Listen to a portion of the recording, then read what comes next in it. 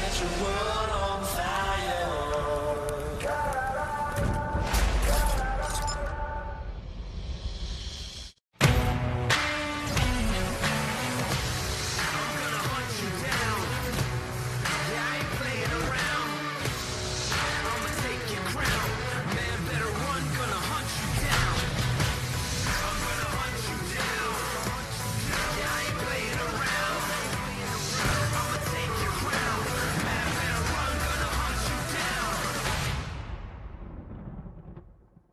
Previously on Dogs Most Wanted. Once you find out that it's an incurable, lung cancer, where's there to go from there? I have a 50-50 chance of surviving it with the chemo. I'm gonna die and Dad's gonna live. I mean, that's basically what's gonna happen. You're not supposed to go that long without medication, Beth. Listen, stop trying to drug me.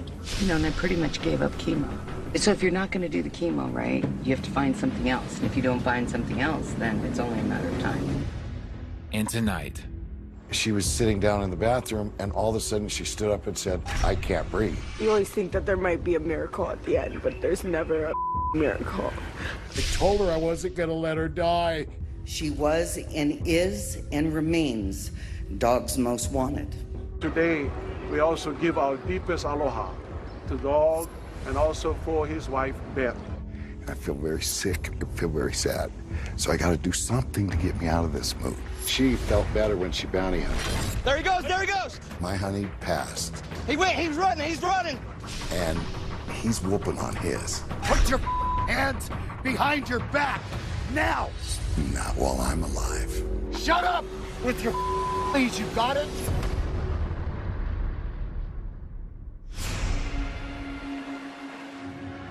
You want me to say you gotta ask me something? We've been prepared for this for a while, but I don't care how much you prepare, it's tough. How are you feeling right now? What just happened? I feel it kind of still feels like a dream right now. Like, it feels like it's not real yet, It's about 6 a.m. in Hawaii, Honolulu. At 5:30 something, Beth gets up usually every day to go hike Cocoa Head Mountain here with the family, some of the girls, and her dog. And today, at that time, Beth's hike was the Stairway to Heaven.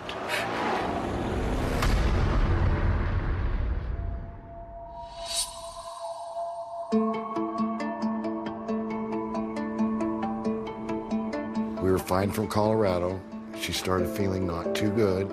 She took a steroid pill that they gave her, and her breathing got, really, really raspy and really bad. And so I had to follow her around if I couldn't hear her breathing. I'm like, where is she? She was sitting down in the bathroom, and all of a sudden she stood up and said, I can't breathe. And so she put her hands against the wall and started bouncing, trying to get air. She went straight back, and I saw her eyes literally roll back in her head, and she fell into my arms. And all I thought was, I kept thinking, I have to breathe the breath of life back in her, because I told her I wasn't gonna let her die. And so she didn't. She took a big suction of air, and I'm like, Cecily, call 911 right now. My mom, she has cancer, and she had to take a pill, but now she's choking, and we're just freaking out because we don't know what to do. Right, I'm sending the paramedics to help. Just stay on the line. And is she awake right now? Yes. And she is breathing? Hello? Yeah, please just get here. And I just hear my dad yell, everybody get out of the house. Cecily, get here right now. And yeah, you kind of just know. So the ambulance guys came, and in front of them came the fire department doctors, and they were very kind. Beth, you're suffocating. Beth, you're suffocating. She couldn't breathe. They were blowing the oxygen in her mouth, that big cup, and it was so forceful that she was fighting their hands. I got in the ambulance with her. She still was, she couldn't breathe. And so it was the longest ride from here to Queens Hospital that you could imagine. My dad gets in the ambulance with her. I rush into the room. I grab a pair of clothes. I grab you know, her wallet, her phone. Like, I grabbed stuff, like, thinking that she was gonna come back out. Oh.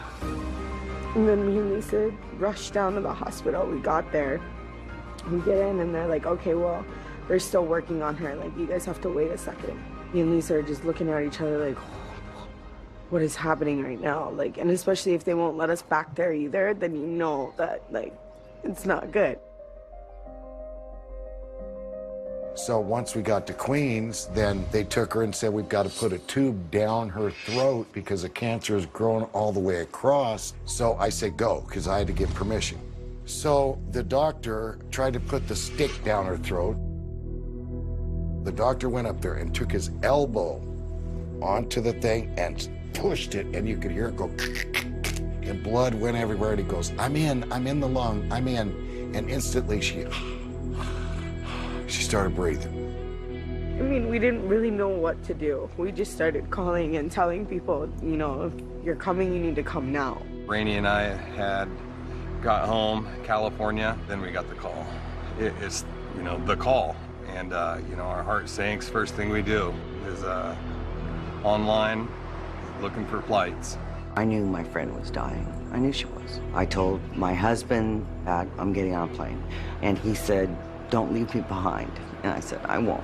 So we got on a plane and we arrived Sunday. Sad news tonight. Beth Chapman, the wife of Dog the Bounty Hunter, is now in a medically induced coma. Dog tweeted today, and I quote, please say your prayers for Beth right now. Thank you. Love you. With Beth's health rapidly deteriorating, the family comes together to talk about the next steps. Here's so far what they've said. They gave her drugs where she's out like a light, because any waking up is pain. So she now, the heart is 50% gone. Her heart is bad. She has sepsis, which is an infection throughout her whole body. The kidneys are affected. The liver has got cancer all through it. She's got pneumonia, and she's got the infection. And now it's like, do we pull the plug? She's told him what she wants. And it wasn't about living or dying. It was just a matter of when. And then it's like the quality of life isn't there. So it's like bringing her back just to torture her is like selfish. They said that she's going to have so much pain from all that infection and the thing going through the skin and all that dog, she's going to die of pain. So then do we call Rainey someone to say, start the countdown? So they're waiting for your word tonight. When we left, we told them that this is what we were going to do. We were coming here to talk to you. You don't have to go there tonight if you don't want to. We'll tell them Cecily's going back. So.